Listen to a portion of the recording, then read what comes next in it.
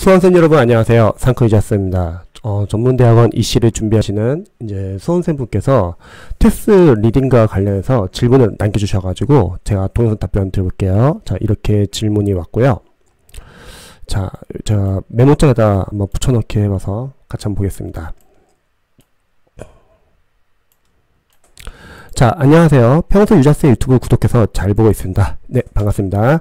다름이 아니라 저는 전문대학원 입시를 목표로 현재 테스트를 준비하고 있습니다.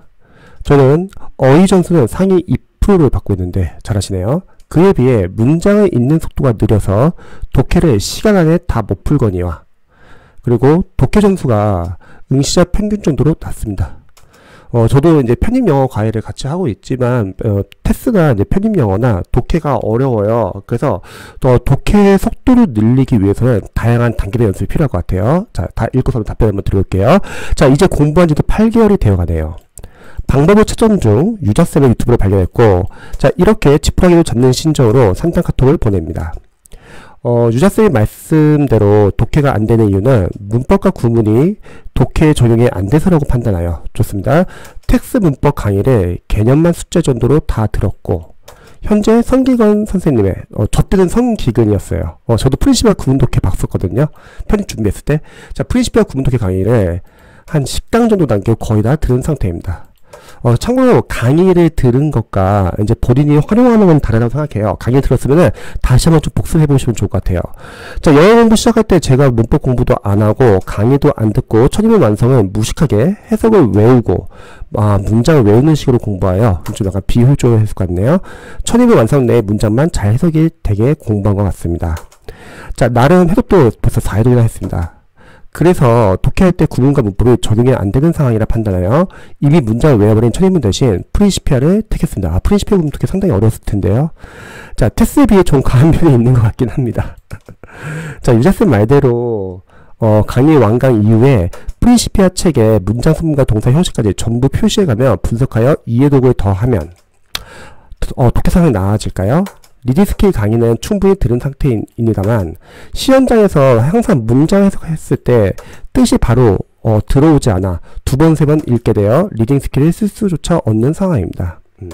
리딩 스킬도 사실은 이제 어느 정도 독해를 좀 잘한다는 전제하에 하시면은 도움이 되지만 아직 문장을 읽지 못하는 단계는 좀 나중에 그건 참고하셔도 좋을 것 같아요.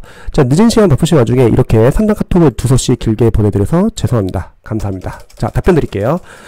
편입 수험생들도 마찬가지인데 이제 보통 우리가 독해를 할 때 독해를 잘하기 위해서는 독해 안에는 이제 문장이 있고 그 문장 안에는 어휘랑 어법이랑 구문이 있잖아요. 특히 만약에 테스트 문법 만약에 강의를 들었어요. 그럼 문법에서도 문법 문제를 맞추기 위한 문법도 있겠지만 영어 강사로서는 독해를 읽기 위한 문법들이 있어요. 그래서 이러한 문법들을 계속 반복하면서 문법을 맞추기 위해서 공부한다기보다는 독해를 잘하기 위해서 특히 문법 교재의 예문들은 짧잖아요. 근데 관련된 어법과 구문도 있다는 거죠. 그래서 구문 독해 연습도 참 좋아요. 저는 일단은 편입 영어나 아니면 뭐 테스트를 준비한다 했을 때 독해를 할 때 필요한 문법 어떤 게 있냐면 먼저 동사는 형식을 다 암기해 주시면 좋을 것 같아요. 형식을 알아야지 구에서 긴 절 단위로 볼 수 있을 것 같아요. 자, 두 번째는 수동태.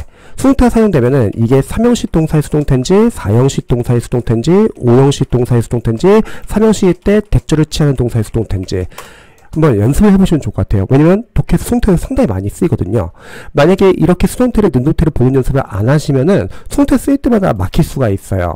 자, 그 다음 준동사 파트에서는 투부정사 나온다. 그러면 저는 명사조용법, 형사조용법, 부사조용법 이거 뜻 한번 참고해 보시고 어떨 때 명사조용법이고 어떨 때 형사조용법이고 어떨 때 부사조용법인지.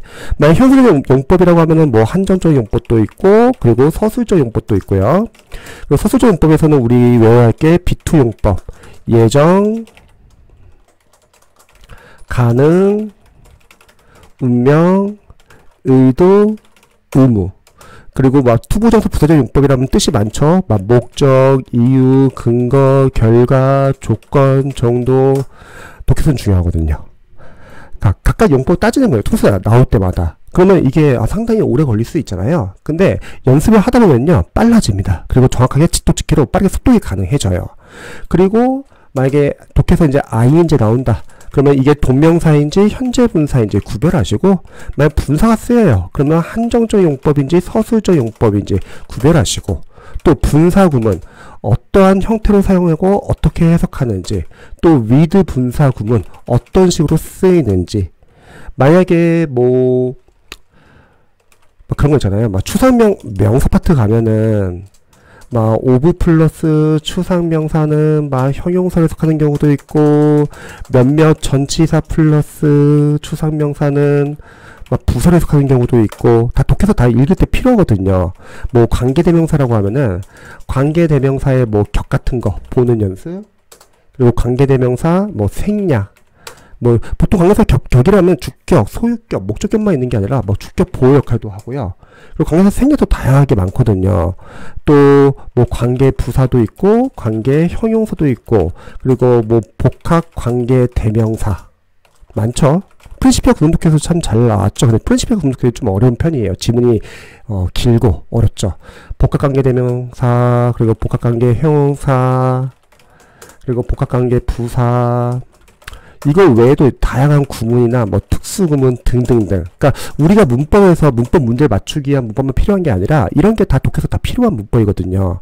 그래서 문법을 공부하실 때도요, 꼭 문법 문제만 맞추기 위해서 공부한다기보다는 문법 문장, 예문 이런 거를 해석하는 연습을 해보시면 좋을 것 같아요. 그럼 거기 관련된 구문들이 많이 나오잖아요. 막 동명사, 관용 표현도 있고 다양하잖아요. 그런 걸 한번 체크해 보시면 좋을 것 같아요.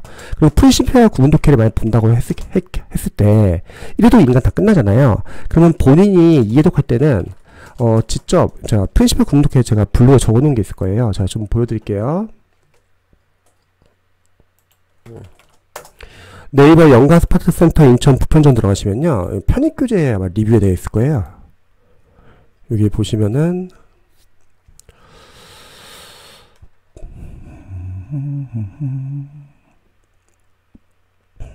편입교재 리뷰, 여기에 제가 시간 나면은 좀 많이 정리해야 되는데, 성기근 선생님 영어 프린시피아 구문 독해 야 진짜 오랜만이다. 이 교재에 좀 활용법 같은 거 제가 좀 자세히 적어놨어요. 그래서 지문이 상당히 길고 어렵지만 되게 좋아요. 그래서 이런 지문들. 근데 사실 이런 지문이 해석이 돼야지 우리가 이제 테스트나 편입 독해를 풀 때 긴 문장을 읽을 수 있잖아요. 그래서 이거 한번 참고해 보시면 좋을 것 같고요. 그 다음에 구문 독해 만약 이해도를 한다고 하면은 다시 한번 본인이 직접 해석하는 연습을 하세요. 그리고 아마 해석이 안 되는 문장 또 있을 거예요. 저는 그거를 독해 노트에 따로 정리해 주시면 좋을 것 같아요. 이 독해 노트는 프린시피아 구문 독해가 아니라 하더라도 나중에 테스 공부하고 계시면은 뭐 테스, 뭐 기출 지문이나 테스에서 나오는 독해 지문에서 해석이 안 되는 문장, 이거를 다 정리해 놓는 거예요. 그리고 여기서 철저하게 문장 구조 분석을 하는 거죠. 왜냐면은 자기가 읽지 못하는 문장이 나온다는 거는 그 문장 안에 있는 어휘, 어법, 구문을 모른다는 거거든요. 여기다 정리해 놓고 철저하게 문장 구조 분석을 하시면 좋을 것 같아요. 그리고 지금 테스트 리딩을 하면서 속독이 잘 안 된다고 했잖아요. 근데 이 속독을 정확하게 빠르게 해석하기 위해서는 어쩔 수 없는 것 같아요. 어휘랑 어법이랑 구문이 잡혀 있어야 돼요. 특히 나중에는 어휘가 참 중요해요. 그래서 저는 나중에 테스트 독해 지문 풀면서 다 풀고 나서 모르는 어휘들은 따로 독해용 어휘 노트에 정리하시면 좋을 것 같아요. 왜냐면 지문에서 자주 쓰이는 어휘들은 계속 자주 쓰이거든요. 그러면 독해용 어휘 노트에 정리해 놓고 그 독해용 어휘 노트를 자투리 시간에 좀 보시면 좋을 것 같아요. 그리고 독해 풀고 나서 답의 근거는 지문 안에서 찾는 연습, 오답은 왜 오답인지, 해석이 안 되는 문장은 요 독해 노트에 정리하고 철저하게 문장을 분석을 한다.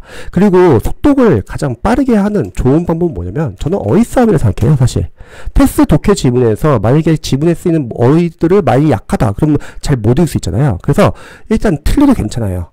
뭐 못 풀어도 괜찮아요. 풀고 나서 모르는 어휘들 정리하고 이거를 자투리 시간에 보자. 독해용 어휘 노트에 정리해가지고.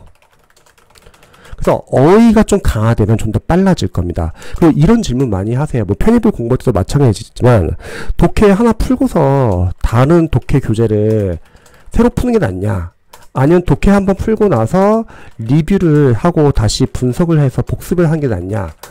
질문을 많이 하세요. 특히 편입 수험생들이요. 저는 사실 이게 낫다고 생각해요. 왜냐면 우리가 풀었던 지문이라 하더라도 다시 보잖아요. 또 해석이 안 되는 경우도 있고 또 틀린 경우도 있고 다시 보면서 필기하는 걸 보면서 내 걸로 만들 수 있거든요. 실력을요. 근데 문제는 독해는 풀다가 안 풀면은 감을 잃잖아요. 그래서 너무 요거만 해서는 안 되고 일단 새로운 교재는 계속 풀되 대신에 복습을 같이 해주시면 좋을 것 같아요. 그래서 저는 생각했을 때는 이 속독이라는 거 이거는 어휘, 어법, 구문이 강화돼야 된다. 그래서 풀고 나서 모르는 어휘들 독해형 어휘 노트 정리하시고 문법 계속 봐주세요. 근데 여기서 문법이라는 건 꼭 문법 문제를 맞추기 위한 문법이라기보다는 독해에서 필요한 문법. 그래서 독해에 있는 예문들 계속 해석하는 연습을 해주시고요. 구문 독해는 제가 풀시피해서 구문 독해 한 번 더 보시면 좋을 것 같아요. 더 보시면서 해석이 안 되는 문장은 독해 노트에 정리하자. 해석이 안 되는 문장은. 자, 해석이 안 되는 문장은 독해 노트 정리하고 이거는 마찬가지로 테스 독해 지문 풀 때도 마찬가지입니다. 그리고 거기서 철저하게 문장 분석을 해주는 거죠. 이 연습을 안 하시면 문제가 뭐냐면 내가 약한 문장 구조가 모르면은 또 시험 나갔을 때 다시 또 비슷한 문장 구조가 나오면은 머리가 하얘지거나 막히게 된다는 거죠. 그래서 이거를 단단히 연습해 주면 좋을 것 같아요. 그리고 문제 계속 꾸준히 푸세요. 많이 틀어도 상관없어야 그리고 거기서 우리가 건져야 할 것은 어휘가 상당히 중요해요. 독해할 때. 보통 영어 공부할 때 어휘로 시작해서 어휘로 끝나요. 막판에 이제 편입도 마찬가지지만 독해에서 편입 같은 경우는 학습 영어가 많아가지고 진짜 어휘가 어려워요. 그런 어휘들을 정리해놓고 자주 보시면 좋습니다. 그래서 이런 식으로 접근하시면은 아마 추후에 테스 리딩 점수 충분히 잘 나갔고 그리고 테스 리딩 하면서 아마 속독과 정확하게 해석하는 거 아마 많은 도움이 될 것 같습니다. 제 영상이 도움이 되셨으면 좋겠네요.